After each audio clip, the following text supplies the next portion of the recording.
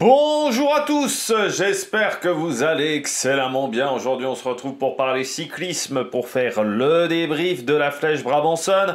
On va revenir un petit peu sur tout ce qui s'est passé dans cette journée coureur top bonnet d'âne. Comme d'habitude on parlera également de la course des filles qui a été intéressante mais quand même moins sympatoche que la course des garçons où là il y a eu du beau spectacle quand même. Aujourd'hui du côté de la Flèche Brabançonne. Allez, n'hésitez pas à vous abonner à la chaîne, à réagir dans les commentaires, à mettre un pouce bleu, à partager la vidéo sur les réseaux sociaux, notamment auprès de vos proches, vous pensez que ça peut les intéresser. Dans les commentaires, n'hésitez pas à me dire qui vous a plu, qui vous a déçu. Quand vous vous abonnez à la chaîne, vous pouvez rajouter la petite cloche, comme ça vous êtes au courant des dernières vidéos qui viennent de sortir. Si vous avez les moyens et que vous voulez soutenir mon travail, vous pouvez faire un super fan, que ça se passe dans les commentaires. Vous pouvez également mettre la petite cloche et cliquer rapidement après la mise en ligne des vidéos, parce que plus vous cliquez vite, plus les vidéos sont mises en avant. Je remercie les gens qui font cet effort-là et qui font l'effort de faire des super thanks également. On commence tout de suite donc avec la vidéo du jour, la Flèche Brabançonne. Une Flèche Brabançonne qui était très intéressante cette année. Alors du côté des filles, c'est vrai qu'on avait une belle liste de départ. Il y avait Anna van der Breggen, il y avait Lisa Longo Borghini, il y avait Evita Music. Du côté des Françaises, Marianne Vos également était présente au départ. Mais du côté des garçons, on avait le grand retour de Remco Evenepoel qui mettait son premier dossard de la saison après cette rencontre fortuite avec un véhicule de la Poste belge. Et pourtant, le courrier met toujours autant de temps à arriver et pourtant, les postiers sont toujours des aussi mauvais conducteurs. Enfin, en France, c'est vrai que pour connaître la Poste française, pas connaître la Poste belge, je peux vous dire que devant chez moi, ils avaient une passion pour faire une tranchée, c'était la tranchée d'Arenberg quasiment, mais vraiment c'était exceptionnel. Je ne sais pas comment ils relançaient les bagnoles, mais c'était extraordinaire. Et ils ont fait un trou quand même dans le sol devant ma maison, tellement ils accélèrent fort. C'est quand même, voilà, c'est des tarés à la poste. Mais donc on va revenir un petit peu sur tout ce qui s'est passé, parce que c'est vrai que Remco Evenepoel, on voulait le voir pour son retour, comme le public, parce qu'on serait cru autour des Flandres quand même à certains endroits du parcours. Alors, sur les secteurs pavés, il y avait du monde, mais bon, j'ai envie de dire, c'est là où se fait la course potentiellement sur la Flèche Brabançonne.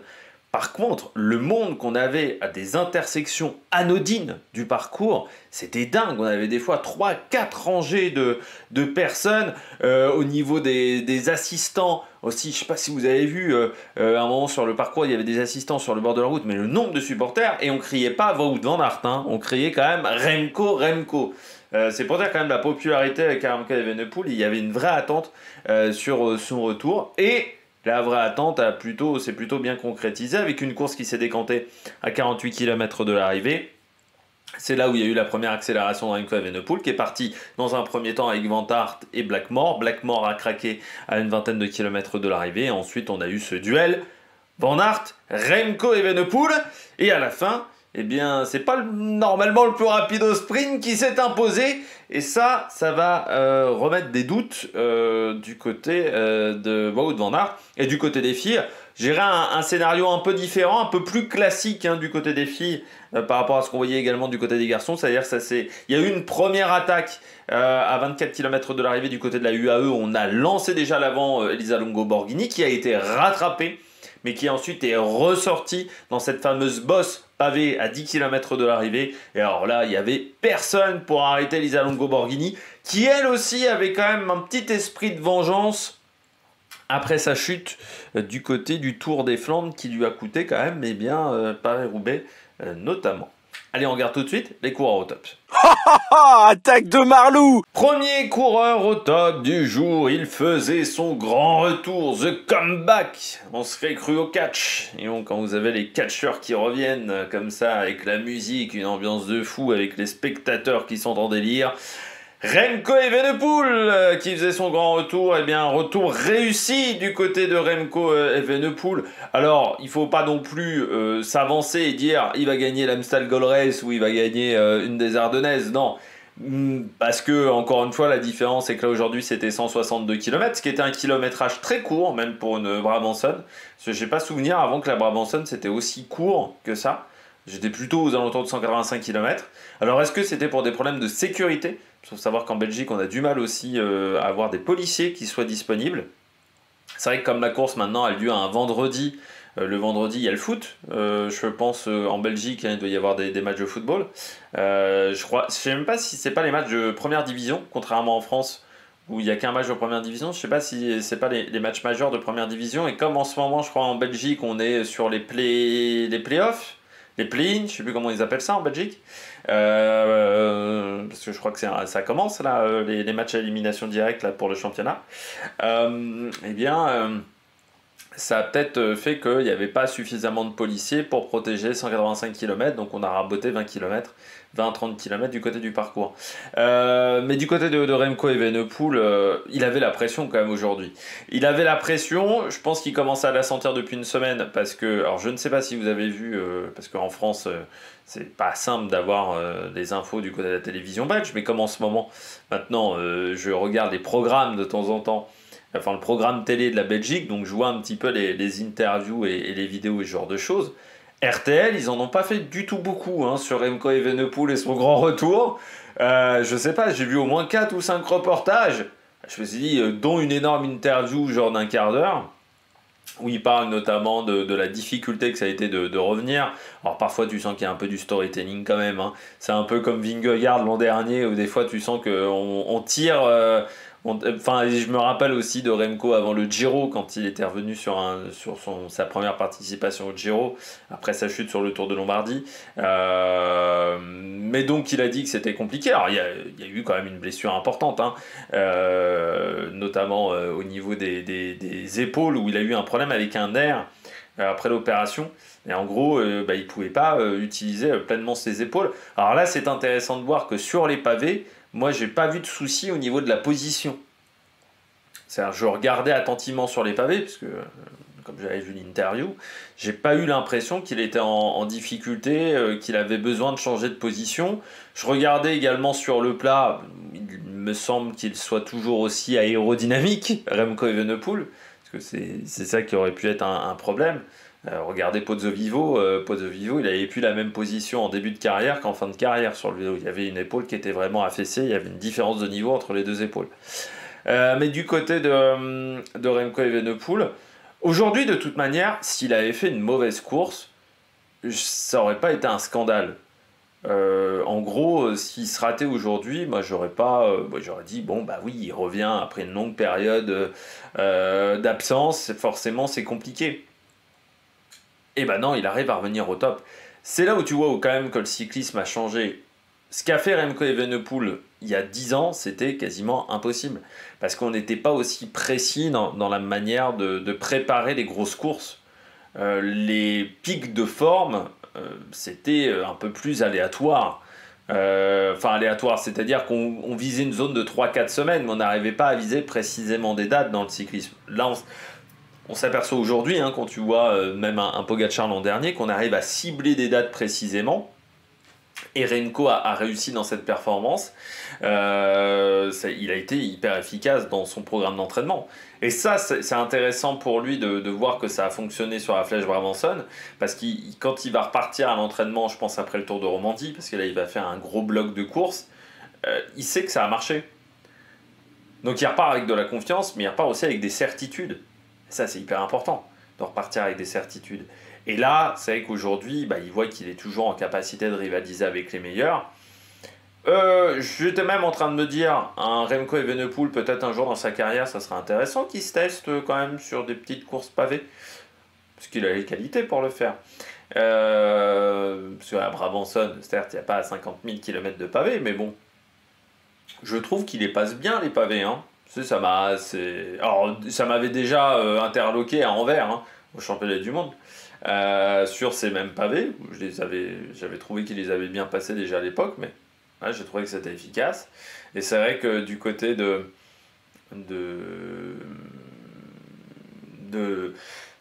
Remco Evenepoel, je pense qu'aujourd'hui il y avait beaucoup de choses à valider et qu'il les avait validées haut la main.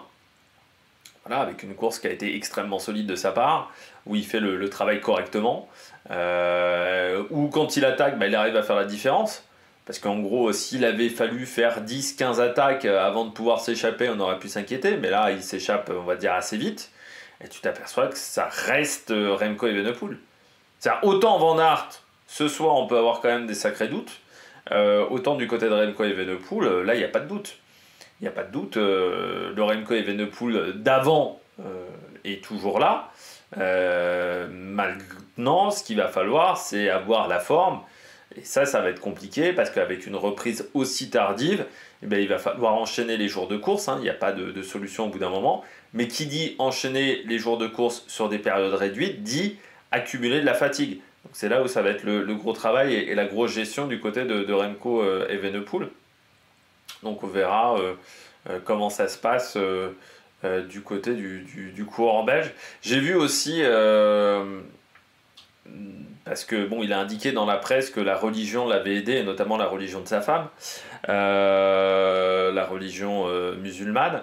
C'est marrant, hein, quand même. Quand Giroud parle de la religion catholique et du fait que la religion catholique l'aide dans sa manière de faire en France, tout le monde s'en fout, en gros. Par contre, quand c'est la religion musulmane, ça perturbe plus.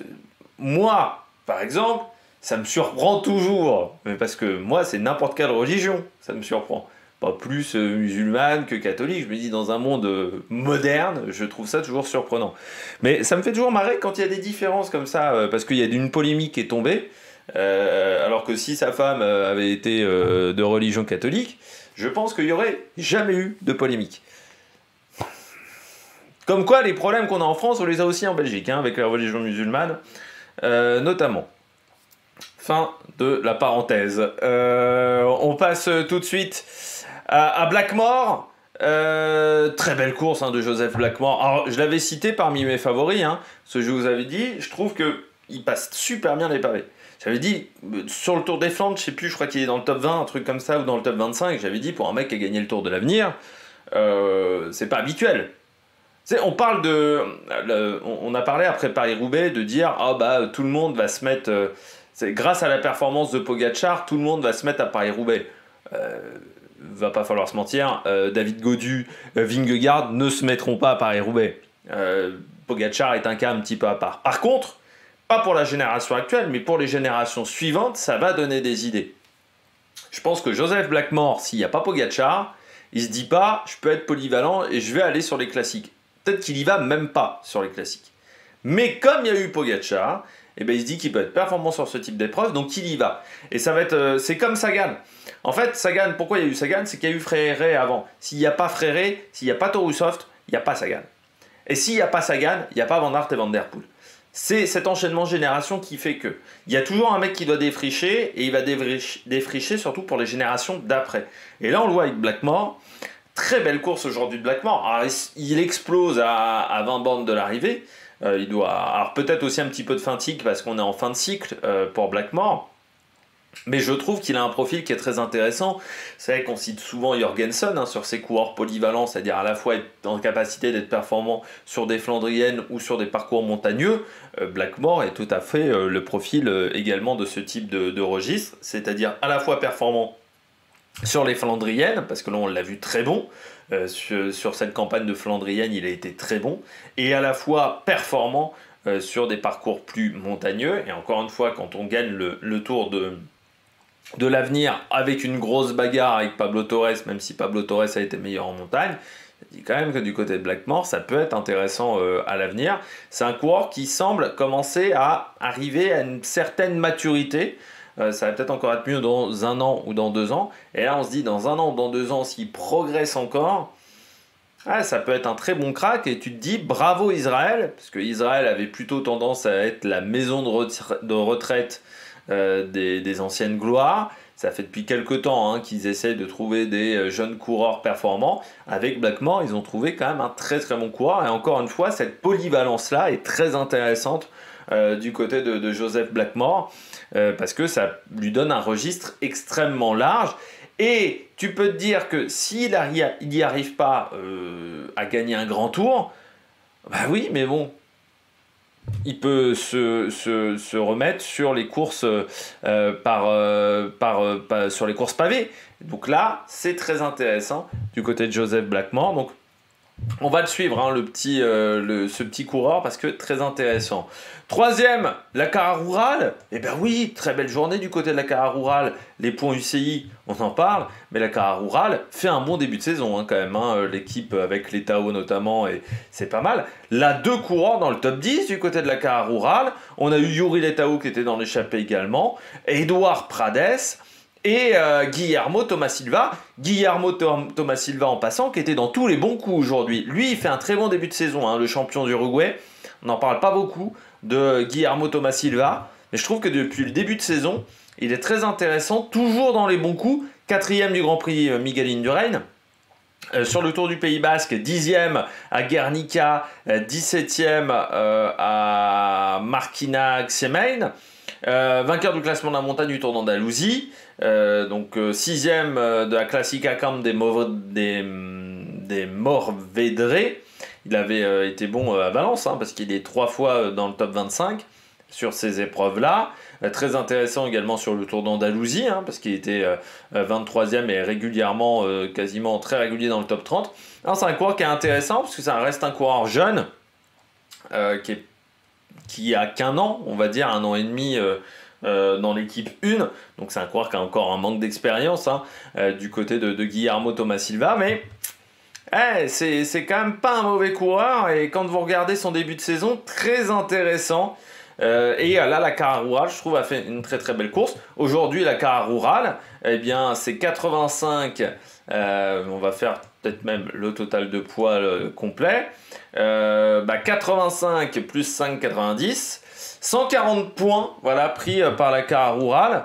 140 points, c'est plus que la Cofidis, par exemple, avec pourtant Alex Aramburu qui fait 4. C'est plus, je pense, que la Uno X, voilà, qui n'a pris que 5 points. Donc c'est vraiment, c'est même plus qu'UAE. Donc c'est une très très bonne journée, hein, pour la Cara-Rural, avec Edouard Prades, qui est un ancien coureur, hein, Prades de la Delco, qui était passé par la Movistar également, et qui est un ancien de la Cara-Rural, hein. C'est intéressant, Prades, parce qu'il a 37 ans quand même, et il arrive toujours à obtenir des résultats. 7e de la Ronde van Limbourg, 4e du Grand Prix de la Marseillaise. C'est un coureur qui arrive toujours à obtenir des résultats, alors que pourtant à 37 ans, ça commence à faire, hein, comme âge. En plus, en août, il aura 38. Coureur en fin de contrat, peut-être qu'il ne refera pas une autre saison, mais c'est vrai que c'est un coureur qui est très très intéressant. Prades, toujours à cet âge-là. Et puis Guillermo Thomas Silva, là aussi, est très efficace aujourd'hui. Donc belle journée du côté de la Cara-Rural que je voulais signaler. Et puis je termine avec... j'ai hésité vraiment à le classer, Wout van Aert. Wout van Aert, j'ai hésité pendant très longtemps à me dire, est-ce que je le mets en top? Est-ce que je le mets en flop? J'ai hésité, donc c'est pour moi le dernier top de la journée. Comme ça, il fait un peu la transition entre les deux catégories, mais... D'un côté, je le mets en top parce que je me dis, encore une fois, là je trouve sur les pavés, il a été très efficace, il rivalise avec Remco Evenepoel, pourtant Remco a multiplié quand même les accélérations, il arrive à tenir Remco Evenepoel, et il y a même un secteur où on avait l'impression que Remco était pas forcément au top, devait s'employer. Et je trouve qu'il a vraiment bien réussi à s'en sortir à 10 km de l'arrivée, dans cette fameuse section, où là tu sens que c'est compliqué pour Van Aert, mais il arrive quand même à s'employer et à résister à Remco Evenepoel. Donc je dirais que dans la course, globalement, il y a du positif. Dans la course, globalement, il y a du positif du côté de Wout van Aert. Par contre, les 2 derniers kilomètres, là, il y a presque que du négatif du côté de Wout van Aert. C'est ça qui est terrible. Parce que... dans 90% de la course, je dirais que c'est très bien ce que fait Wout van Aert.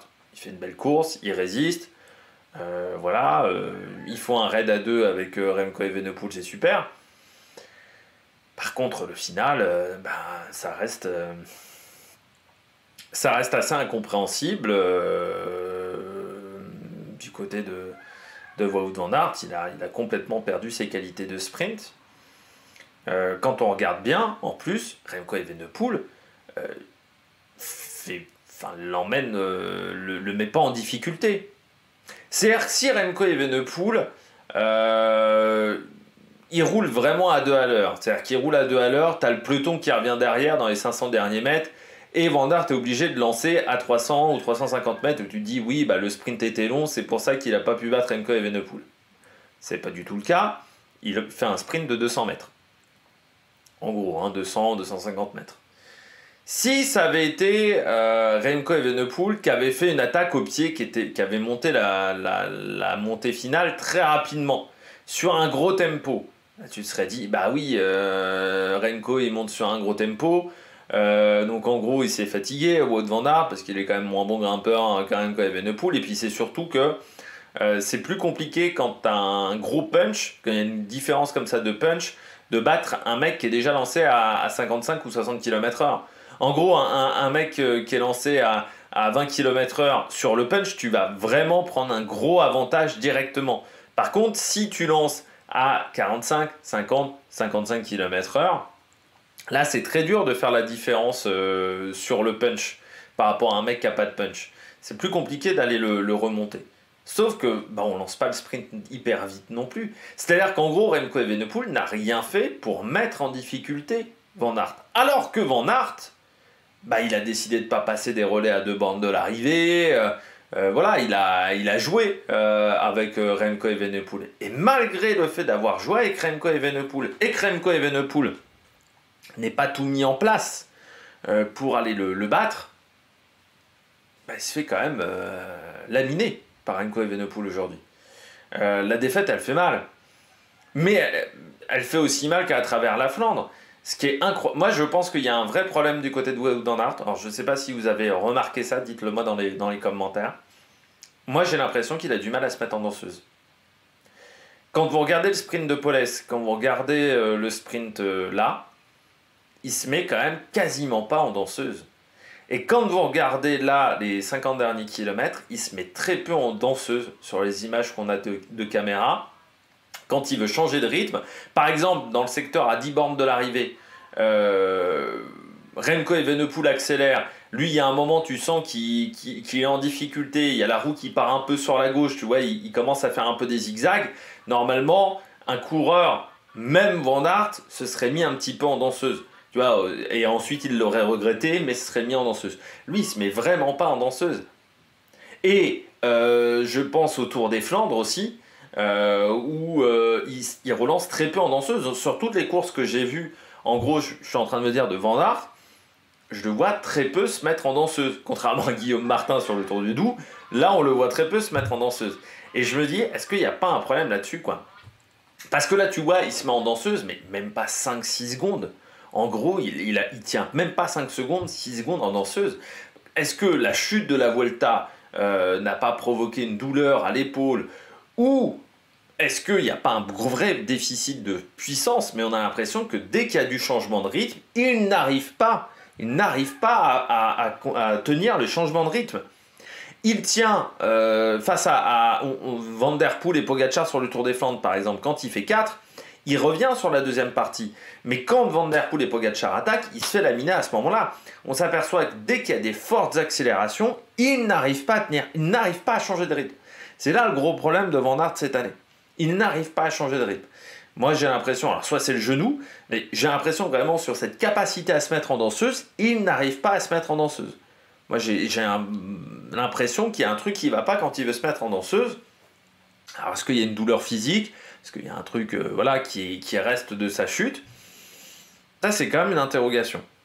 Moi, j'ai l'impression qu'il n'arrive pas à changer de rythme. Donc, et c'est peut-être pour ça qu'il était mal placé aussi, sur toutes les courses pavées. Parce qu'on l'a vu, très souvent mal placé. Ouais, mais s'il n'arrive pas à changer de rythme, il ne peut pas faire le jump pour gagner 4-5 places dans le peloton. Et moi, j'ai l'impression qu'il y a un problème de ce côté-là. N'hésitez pas à m'en parler dans les commentaires si vous avez une autre approche des soucis de Van Aert. Mais forcément, alors, elle fait presque plus mal cette défaite-là que la défaite de Poles, parce que Poles, encore une fois, tu peux te dire, la Visma n'a pas bien joué stratégiquement, On a emmené Paulès un peu dans un fauteuil, on lui a pas... Paulès était dans une grande journée. Paulès... Enfin voilà, il y a quand même des trucs où la Visma fait pas tout bien. Là, son adversaire, il fait des erreurs. Et pourtant, il n'arrive pas à le battre. Et j'ai envie de dire que de toute manière, les 2 défaites font quand même mal, c'est qu'à la fois, ce ne sont pas des grands sprinteurs. Alors oui, c'est des coureurs qui ont des petites pointes de vitesse. Remco Evenepoel a énormément progressé dans ce domaine-là. Il y a 2 ans. Mais quand même, c'est pas un pur sprinter. S'il s'était fait battre par Marine Vandenberg, par exemple, aujourd'hui. S'il se fait battre par Marine Vandenberg. S'il se fait battre par Paul Magnier. Tu te dis, ok, c'est les mecs qui sont sprinters, pas de souci. Même s'il se fait battre par Turgis, tu dis, oui, mais Turgis, de base, c'était un sprinter. Déjà, ça aurait fait un peu mal au cul. Tu dis, bon. Mais là, il se fait battre par Remco Evenepoel. C'est là où c'est très douloureux. Et là, forcément, ça va cogiter. Tu sens que déjà, il n'a pas une grande confiance en ce moment. Mais je pense que ça va pas s'améliorer du côté de Wout van Aert. Donc, ouais, c'est triste. Parce que c'est un coureur avec un gros palmarès. Mais là, c'est compliqué. Et pour l'instant, je vois pas le bout du tunnel. Et c'est ça qui m'inquiète, quoi. Je vois pas d'évolution du côté de Van Aert. Donc, on va voir ensuite cet été, mais ouais, c'est pas très rassurant sur la situation de Wout van Aert. Allez, on regarde tout de suite les bonnets d'âne. On commence avec les bonnets d'âne. Pidcock, pas une bonne journée. Thomas Pidcock, alors il finit combienième parce que il était dans le 2e peloton à un moment. Mais qui finit 11e. C'est pas une bonne journée. C'est pas une bonne journée parce que là, en gros, Pidcock, tu te dis que l'Amstel, je vois pas comment il peut la gagner. Hein. En gros, si t'arrives déjà pas à tenir la roue d'un Remco Evenepoel qui est sur le retour d'un Van Aert, je vois pas comment tu peux gagner l'Amstel. Donc c'est quand même un objectif de la saison qui s'éloigne pour Thomas Pidcock. Oui, c'est pas une bonne journée parce qu'aujourd'hui il n'arrive pas à accrocher la roue des meilleurs. Hein. Et puis même parfois quand ça relançait, il n'arrivait pas à faire des bonnes choses. Et j'ai envie de dire, c'est encore plus une mauvaise journée parce que Fabio Creston fait 6. Donc c'est-à-dire que même en interne, t'es pas le meilleur coureur de ton équipe. Ça, pour un leader comme ça, quand vous êtes dans une formation un peu comme Q36, c'est comme si Guilherme dans un sprint il était battu par Gerben Tyson.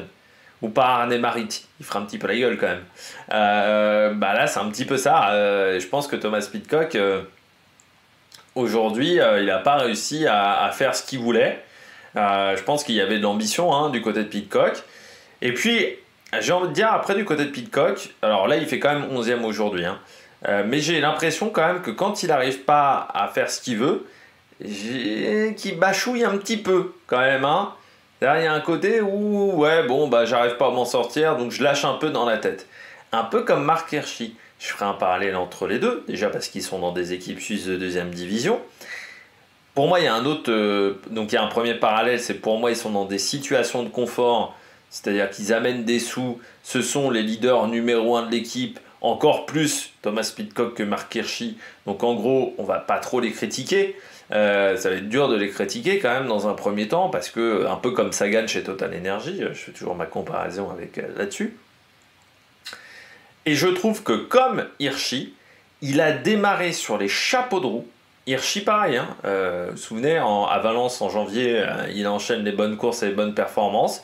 Pidcock pareil à Louis-Latour, on se souvient de cette course-là où il est quand même très très costaud.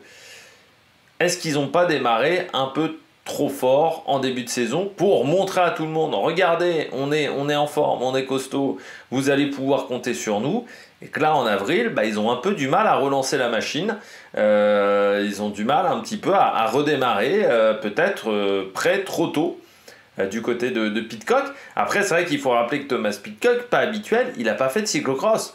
Donc forcément, ça doit chambouler un petit peu sa préparation du côté de Thomas Pidcock. Et là, il n'arrive pas à relancer la machine du côté du Britannique. Alors oui, il fait 11e. Certains seraient contents avec une 11e place. Mais on est sur la Brabançonne. En gros, c'est pas son objectif numéro 1 de l'année. L'objectif, je pense, c'est plutôt l'Amstel et ensuite le Tour d'Italie. Et le Tour d'Espagne. Mais là, ça fonctionne pas pour le moment. Il y a une petite période de moins bien du côté de Thomas Pidcock, comme du côté de la Tudor, parce que je rappelle que la Tudor, depuis mi-mars, c'est difficile. Là, j'ai pas l'impression qu'on ait fait une grande course du côté de la Tudor. Oui, Lucas Ericsson, qui est le seul à marquer des points aujourd'hui, 39e, donc pas une grande journée du côté de la Tudor. On a seulement vu à un moment Trentin. Et pareil, pour Thomas Pidcock, une journée pas exceptionnelle pour le coureur britannique. Donc déception, voilà pour moi. Marine Vandenberg, oui, parce que EF en plus fait une belle course. Alors ils sont pas récompensés EF parce qu'ils font une journée où ils ont beaucoup attaqué. Notamment, j'ai bien aimé moi Alex Baudin on a vu Paulès également un petit peu à l'attaque. Aujourd'hui, donc c'est vrai qu'ils ne sont pas récompensés alors que c'est eux qui ont permis à un moment à l'écart de se réduire et éviter d'avoir 3 minutes entre le groupe de devant et les deux de devant et le peloton, et je pense c'est ce qui a permis aussi de récupérer Blackmore. Parce que si on avait complètement arrêté de rouler, ce qui était le cas pendant quasiment une boucle, eh bien, on n'aurait pas réussi à revenir. Et AEF, avec Alpecin, a fait du bon boulot. Et je trouve qu'ils ne sont pas vraiment vernis, à part Nelson Paulès, qui est dans le top 7. Mais c'est vrai que Marine Vandenberg, qui finit à 4,30 aujourd'hui, donc il a vraiment explosé dans le final. Ouais, déçu pour Vandenberg.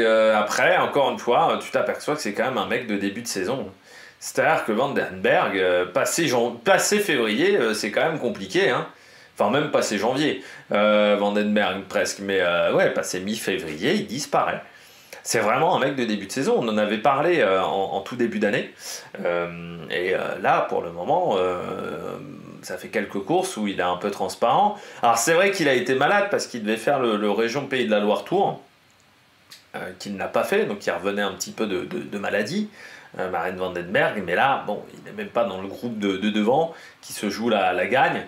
Au-delà de la 50e place, c'est une déception pour le Néerlandais. Je pense que on partait avec Paulès comme leader, mais également Marine Vandenberg.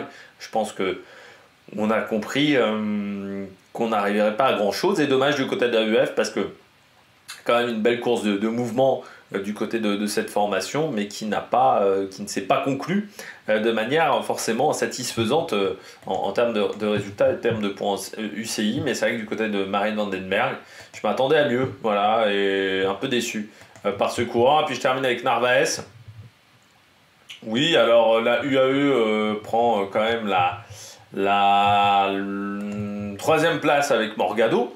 Morgado qui cette année, je trouve, entre son travail d'équipier pour Tadej Pogačar et quand il a eu le champ libre, a obtenu quand même des bons résultats, fait pas un mauvais début de saison.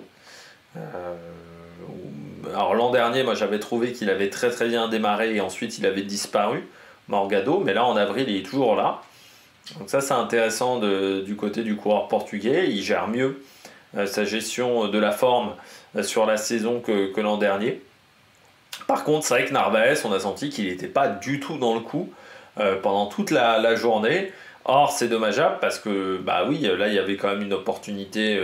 Quand il n'y a pas Pogačar, il y a une opportunité. Narvaez, cette année, se retrouve quand même très souvent dans l'ombre de Pogačar, contrairement à l'an dernier où chez Ineos, il arrivait souvent à tirer son épingle du jeu. Là, c'est vrai, souvent, il doit faire le travail d'équipier. Narvaez, c'est pour ça qu'il a été recruté, c'est en tant que lieutenant en gros sur ces courses-là de Pogačar, mais je trouve que déjà dans ce rôle de lieutenant, aujourd'hui il n'a pas forcément, c'est pas le lieutenant de luxe, C'est pas voilà, le numéro 2, on va dire, de l'équipe sur ces courses-là d'un jour. Morgado a presque plus ce rôle-là aujourd'hui, je trouve.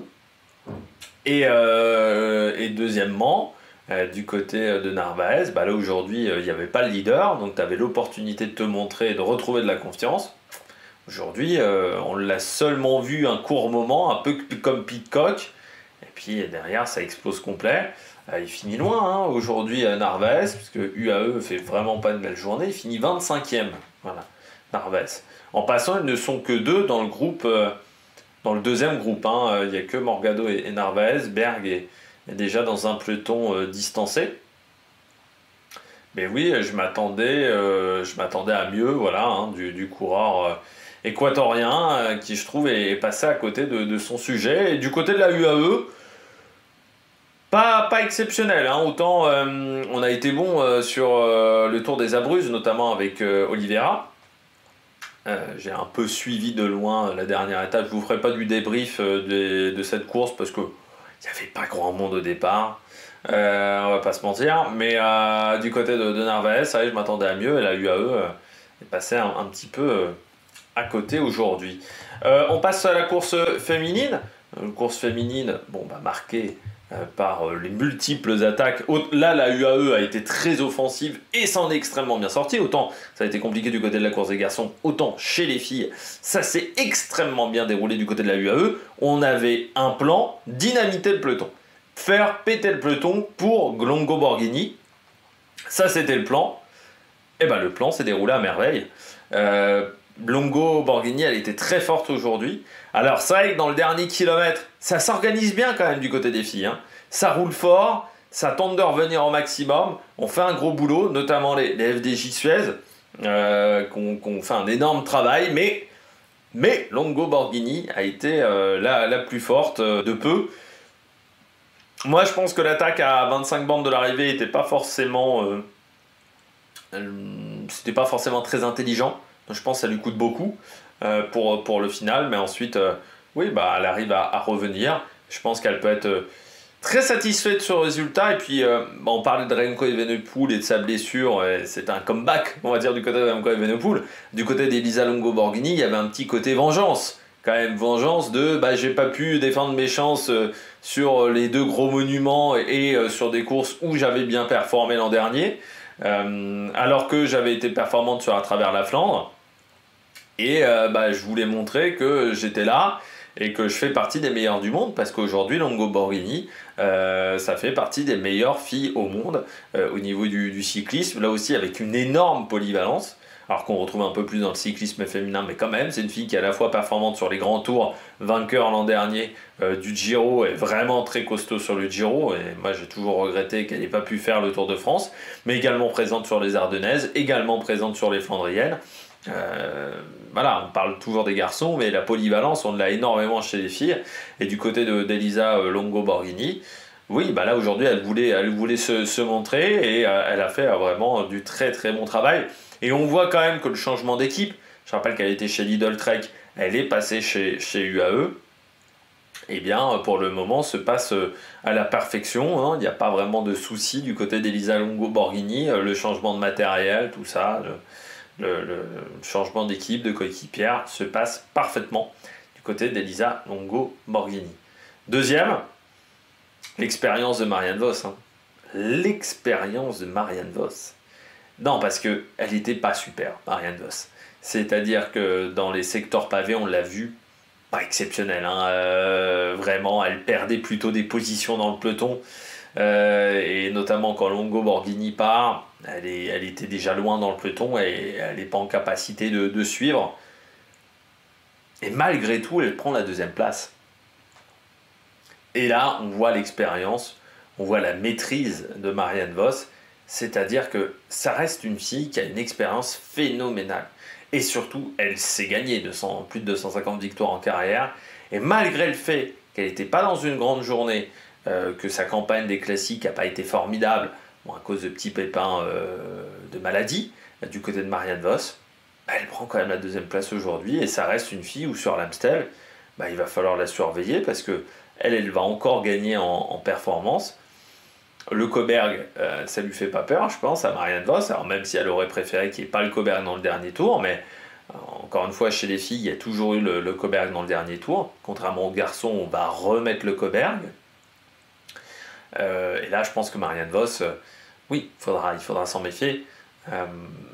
Vraiment, elle va être dangereuse sur cet Amstel. Et là, quand tu vois comment elle prend la deuxième place aujourd'hui, dans une journée vraiment pas folichonne, je pense, physiquement, ouais, sur des courses un petit peu plus costauds, il va falloir vraiment s'en méfier. Femke Gerritse, ouais, je m'attendais plutôt à Mischa Bredewold et Anna van der Breggen, mais qui n'ont pas fait forcément une grande course. Anna van der Breggen, alors qui finit assez loin. Alors est-ce qu'elle a fait un travail d'équipière? Faut savoir qu'on c'était pas toujours hyper bien filmé et que pendant qu'il y avait cette course-là, je faisais deux, trois autres trucs à côté. Donc j'ai peut-être pas été hyper attentif à ce moment-là.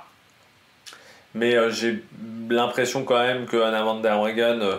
Après, Anna van der Breggen, je pense qu'elle a fait cette journée sur la Flèche Brabançonne pour refaire un jour de course avant les Ardennaises, où on sait que la Flèche Wallonne, elle va vouloir être performante sur la Flèche Wallonne, et je pense qu'il y a un vrai objectif. Mais du côté de Marianne Vos, du côté de Gerritse, oui, belle troisième place pour elle. Elle a su tirer les marrons du feu, comme Gasparini, qui en ne roulant pas derrière, la UAE a pu faire un bon job, et c'est très bien. Anna Anderson, très clairement, on les a très peu vus, les Lidl Trek, dans la journée. Je dirais qu'une 5e place pour Anna Anderson, c'est plutôt pas mal, parce qu'on les a quand même pas vus de la journée. Et puis, musique chez Chabet. On a beaucoup travaillé du côté de la FDJ Suez, mais j'ai envie de dire un peu comme d'habitude sur ces classiques flandriennes, on n'a pas la bonne carte. C'est-à-dire que oui, on a une équipe qui est solide, un collectif de qualité, mais on n'a pas la fille qui est capable de gagner sur toutes ces courses-là. Evita Music, c'est pas son terrain de prédilection, elle c'est plutôt les Ardennaises. Elise Chabet, ça reste un petit gabarit, alors même si elle a un talent pour passer les pavés, ça reste pas un très gros gabarit, ça reste une fille qui est assez légère. Vollering, on a compris que cette année, elle les faisait pas, ces classiques-là, et c'est pas forcément là aussi où elle prend le plus de plaisir.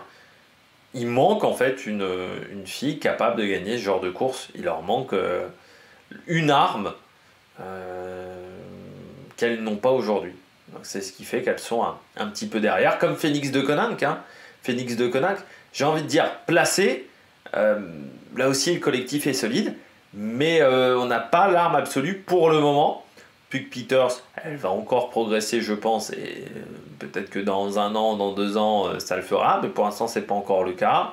Castelline, là encore, c'est un gabarit qui est très léger, donc même si elle grimpe bien, voilà, c'était un peu trop léger. Et là aussi, on n'a pas forcément la fille idéale pour faire un bon résultat. Et puis Kate Ferguson, solide, belle 9e place du côté de Kate Ferguson. Donc ça c'est très bien pour la jeune britannique, mais qui fait un début de saison vraiment très costaud. C'est vrai qu'elle et Imogen Wolf, c'est quand même du solide. On le savait, les Britanniques avaient des talents. On les avait vus l'an dernier à Zurich, du côté des championnats du monde junior. Mais là, Kate Ferguson, c'est quand même très solide. Les petites déceptions du jour, Paternoster.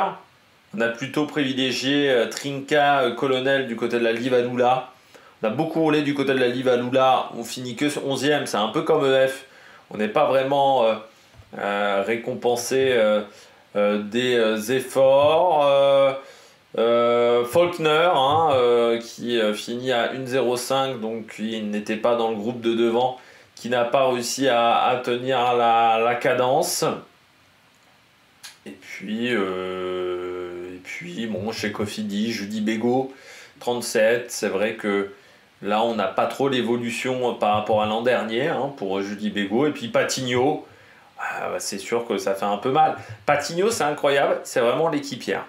C'est-à-dire que quand Van Vleuten a arrêté, et je me disais, Patigno, Si Liane Lippert s'en sort pas, ils ont Patigno. En gros, ils ont 2 cartes, c'est super. Bon, bah Patigno, on la voit pas. Pourtant, c'était la lieutenant numéro 1 sur les Ardennaises, sur ce type d'épreuve de Van Vleuten. C'était elle qui plaçait Van Vleuten. Et bon, aujourd'hui, c'est une fille qui a complètement disparu. Gladys Verhulst, c'est un peu loin. Urska Zigart, hein, qui finit loin. Les pavés Urska Zigart, ça doit être un petit peu son cauchemar. Et puis parmi les abandons, Bertizzolo, on a Entila aussi, Gaia Realini, mais bon, avec son petit gabarit, on se demandait un petit peu ce qu'elle faisait là. C'était peut-être pour remettre un dossard. Et puis Kim Kadzo, elle n'avait pas pris le départ du côté de la Cofidis. On n'a pas fait une grande course aujourd'hui, hein, du côté de l'équipe française. Voilà, c'est Julie Bégaud qui est le meilleur résultat. Bon, après, on n'avait pas mis ni Victoire Berthaud, voilà, des filles de ce type-là qui peuvent être performantes sur ce type de parcours. Eh bien, j'espère que vous avez aimé cette vidéo. Demain, présentation de l'Amstel. Je ferai peut-être un débrief également du Tour du Doubs demain. Et puis dimanche, donc demain présentation de l'Amstel, dimanche débrief de l'Amstel, normalement si tout se passe bien, débrief de la course homme-femme. Alors ça arrivera peut-être après 21h, hein. Ce sera peut-être plutôt 21h15, 21h30 du côté de l'Amstel pour le débrief de la course. Allez, on se retrouve pour de nouvelles aventures sur Amérique Production. Ciao ciao.